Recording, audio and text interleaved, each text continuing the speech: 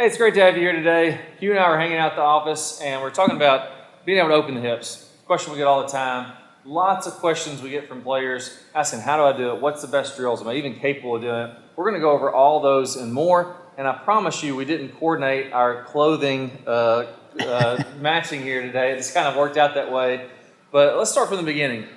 Why do you feel like we need to even open the hips? Well, if you don't get the hips open into contact, then what's going to happen is your body's going to stall, and you're going to tend to release the club early. So if you let me see your club here, if I'm swinging this club and I suddenly stop my arm, right, that club's going to release in front. So that's the same thing that's happening. When we come down and we just stop the body, that club's going to flip in front. And typically what's going to happen is you're going to hit thin shots because you're going to be hitting the ground before the ball, chunk shots. And then what also will tend to happen is you're going to add loft. So you're going to lose a lot of power because you're not getting that good compression on the ball. Yes, it's almost like if you imagine this club was tied to a fan blade and that's swinging around. If the fan keeps on swinging, the club's going to lag behind. You get your hands in front at contact, all the good stuff you see the pros doing. But if somebody, like you said, you slam stop the hips, the fan blade stop, it's going to go past it. And the question I get a lot of times is, well, does it even really matter if my hands get in front? Can I just use a lower lofted club if I want to de-loft the club and get shaft lean and all that kind of stuff? But really it comes down to if you want to hit the ball first and then the turf, you've really got to get your hands in front to get that ball first contact. And then when you get to higher lofted clubs, like when I see players, they're hitting a 56 or a 60 degree, if you get the shaft straight up and down, all of a sudden with that higher loft, the ball starts to slide up the face. You get those weak shots that just kind of bloop up and down rather than penetrating through the wind and really getting those tight, really high spinning wedges. So if you're talking about tour players, and this is something that I think is really cool, is it doesn't really matter your age, your handicap, your skill level. Anybody can swing fast enough to spin a 50-yard, a 60-yard wedge shot. So if you're using the right technique, you're getting the hips open, you're getting your hands in front.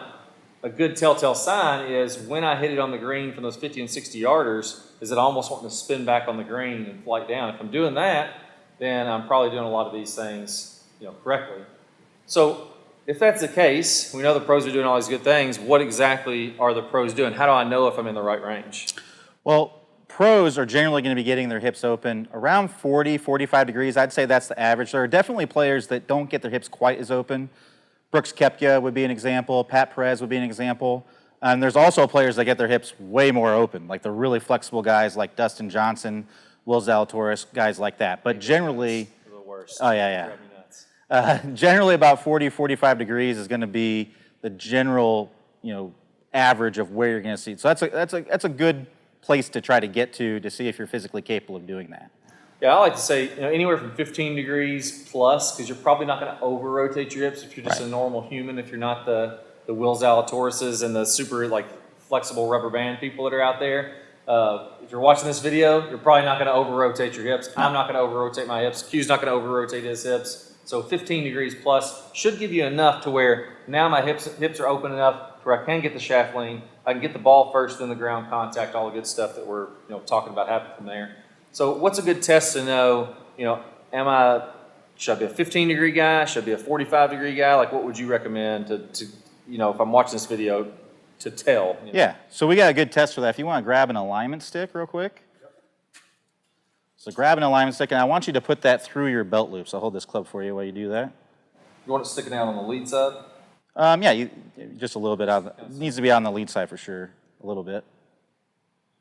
But if it's right in the middle, that's fine too. We just want a little bit sticking out that lead side. Good. So now what you're going to do is you're going to take this club, and you're going to put it across your shoulders, right? What I want you to do is I want you to try to keep this club pointing straight down the target line. But while doing that, I want you to try to open up your hips as much as you can. So now you can see here, Clay is able to get that separation.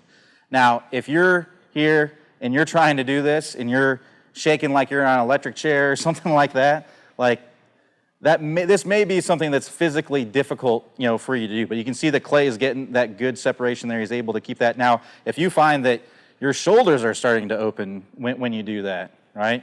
So if you watch here, everything's. Yeah. This again, it's something that you may not be physically capable of doing. You may have a little bit of difficulty doing that, but you can see Clay is able to get that good separation. It's evident in his swing. You can see how Clay's getting his hips open pretty nicely as he comes through contact. And one thing too, like we're looking for this down the line view, if you look at my right heel, I'll see players do this, and when they're trying to do it, they're keeping this foot flat on the ground. And if I don't lift my heel at all, right. If you're looking for face on, maybe we can do like a side-by-side camera view. From face on, if my knee stays still, and I'm trying to open my hips, it's kind of difficult. I really can't get much to happen. If my heel's on the ground, I can't get much to happen. But if I go ahead and let that knee come forward, and I let that heel lift up off the ground probably an inch or so, now all of a sudden, I'm able to rotate those hips. So it goes from kind of like this, I can barely get anything to happen, to there. And in the swing, the right heel should be starting to come up off the ground as you're nearing impact. And we're talking about, when we're saying how much your hips should be open, we're talking about at impact. And I should also be letting my knees move. Another kind of side point to that, if I'm standing up out of my posture and my legs are really extended like this, then I'm not going to be able to have the flex in my knees to get them to move. So if my legs are straight like that, I really can't move my hips. Whereas if my knees are flexed, now I can go ahead and let my lower body move around a little bit. So I think that's really, important.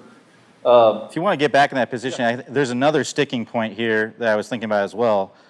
In this lead leg, in your left hip here, if you have a horrible time, what's called internally rotating with your leg, I'm actually comically very, very terrible at this, and this is something you can kind of test. If you put your backside up against a wall here, put your foot out in front, you can see I'm trying to turn my toe in as much as I possibly can. Clay always laughs at me because that's about as much as I can possibly do right there. So for me, it's very difficult for me to turn into my slide like that. I actually need to flare my foot out. And what I actually do is I kind of corkscrew that's about 30 degrees. I'm angling that out.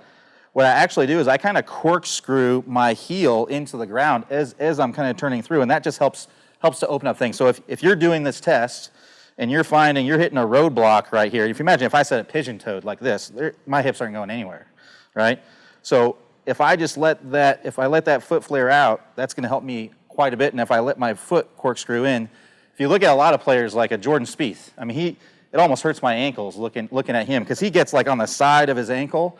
Gary Woodland, another player, when he really tries to get into one, hits his driver, his foot, when he gets in his finish, is actually like this. It's pointing straight toward the target. So getting the footwork a little bit better, and when you're doing this test and kind of feeling, if I let my foot turn out, can I do it? That might be something you can implement in your swing to help you to be able to get the hips open as well. Yeah, that's what I found, like probably 7-8 years ago, I did a test. I took a ton of tour players. I looked at just the left foot, and that's exactly what I found. There's three different ways they do it. Some of them started with it really open, and then as they rotated through, the foot moved a little bit, but it was already open, so it didn't have to do that much more. Some people, like a Jordan Spieth, didn't rotate the foot open that much, but they rolled on the outside of it. I probably wouldn't recommend that. It's not the end of the end of the world for your golf game, but you don't want to hurt your ankle or do something along the lines of that. And then the other group would set up fairly square, maybe a little open with their foot, but as they came through, they would either pivot on the ball of their foot, so meaning that right here on this part of my foot, my heel would lift up and I would pivot around the ball of my foot. So I would start here, as they swung through, they'd pivot there, or they'd go on the heel of their foot, and as they pivot, like Hugh was talking about, pivot around that. But nobody, not one player, set up with their feet square and ended with their feet square. Because even if I do that right now, even though my hips are fairly mobile, I don't really struggle with that too much. As I try to do that, it gets really tight in my left hip. I can almost feel like a little twinge of pain there. So one way or another, your left foot has to open up if you're going to play great golf. I think it's easiest, if you're just trying to say, just give me the easiest thing, to go ahead and start out with it a little bit more open. That way you don't have to worry about it. So what's a drill? Now, that's great. We all know what we're talking about now. We know it's good. What do I actually need to do to incorporate this in my game? Like, what's your favorite drill for this? Yeah, so a drill that I really like, if you want to grab this, or I'll grab it. So this is just basically simulating a stick being put in the ground. This is the swing plate. We can put a link in the description below if you want to grab one of these. Really, really great. Off that helps support the channel. If you don't get one of these, you can stick, if you're outside, you can stick a stick in the turf. If you're inside, these swing plates are great. I also like to use it outside because you can move it around, right? So when you're outside, you got to stick it in the ground a bunch of different places. This, you can just move it around, and it's really nice to use outside as well. Too, so like this one's cool. You can do like a swing plane. We got a lot of other videos using this for that. But, and this is an alignment stick under here. It's just covered by a noodle. Highly recommend getting the noodle as well. Protects you in the stick. Well, basically what I would do is I would do that test again. Let's do that test again where you were getting your hips as open as you can while keeping that square. So what I would do is I would situate this to where you would have to kind of knock this down when you get to that position right there, right? kind of smack it into it. Yep. And what I also like about this is that, you know, for using the swing plate, when you hit this, you're just going to knock it over, right? But if you're sticking it in the ground, you're not going to be able to knock it over, right? So it's actually going to stop you. So that's why I also like to use the swing plate for this. So basically, what I would do, now you found where you need to put this, you know, this is how much you're physically capable of opening up your hips. For everybody, it's going to be a little bit different. You know, for some people, it might be 50, it might be right here. You know, it might be 15 degrees or something like that. For Clay, you know, it's basically around this area. He's able to get to that close to 40, 45 degree range with the hips. And what I would do is I would start from this position. So go ahead and like get into an impact position where you're about knocking this over. There you go. And then what I would do from there is I would just kind of rock it back and then try to hit that stick before you hit the ball. Okay. So I'm here. Yep, very good. Just right? Half swing like that, right? I'm not trying to rip one yet. Yeah. And also, like this stick that's in your belt loops, don't have it way out here like that because it's going to be in the way of your hands and arms as you're coming down. When you're doing this drill, you want to have it almost on your hip there. Yep. That way it clears out of the way. So I'm doing a couple little half swings there to where I'm going halfway back. I feel like I'm hitting that before I hit the ball, and then just doing some chip shots. And then what would I do to kind of take it to the next? I'd say once you're able to do that fairly easily, it's just a matter of just building it up to longer and faster swings. So I get into that impact position, and I would try to rock that up all the way, you know, see if you can get up to doing that with basically a full swing and get to where you can hit that off there. And just gradually working through it little by little, trying to get to where you're longer and longer and longer with the swing. So the research shows what's called the challenge point theory, which means I need to be successful a pretty decent chunk of the time, 40 to 70%. If I'm going into blasting full swing, drivers, hitting a ball, trying to get my hips open right off the bat, it's probably not going to happen. I recommend slow motion pausing drills. Pause, get the feeling of the hips open, internalize how that feels inside your body. Then I try to recreate that without the pauses. So maybe I would take the pauses away and go a little bit faster and try to get that feeling. I would supplement that with a drill like this to where we can start to incorporate the ball now after we've done those slow motion pausing and slow motion swings. Then we can go halfway back, try to hit this stick before we hit the ball. Again, 50, 60, 70 yards. Any iron, 6 iron, 7 iron, 8 iron would be totally fine. And then once I can get that down, then we start to go into normal swings. We get rid of the stick, we get rid of the alignment piece over here, and we're just hitting balls from the mat or from the turf, hitting actual shots. But if we're hitting a 8 iron, and let's say your normal distance is throw an even number out there is 150, well maybe I'm only hitting it 80 or 90 yards. Once I look at the video, that looks good, I crank it up to 100. That looks good, I go to 120, 130 yards. And then eventually you just kind of work your way up into full swings, and you've almost got it from there. The last piece of taking the course would be, I'm going to do it with an 8 iron, and then switch over to a wedge, and then switch over to the driver, and make sure it holds up as I switch clubs. If I struggle, slow it back down a little bit. If that looks good, then you're going to go to the course and play really well. And that's what I found is people say, well, I hit it great on the range, my hips look good, and I go to the course, my hips look terrible. Well, it's because we weren't varying the clubs up. We weren't taking a little bit of time between each swing. It's like if you do the same thing with one club 50, 60, 70 times in a row, yeah, you can kind of figure it out for that club. But if you take 5 minutes away and come back, it kind of falls apart, or you start focusing on the course, it falls apart. By varying those clubs, it just makes it to where, you know, it's way easier. Right. You know, I also have a video here that I think would be extremely helpful. I'm going to talk about another drill that I love for opening the hips.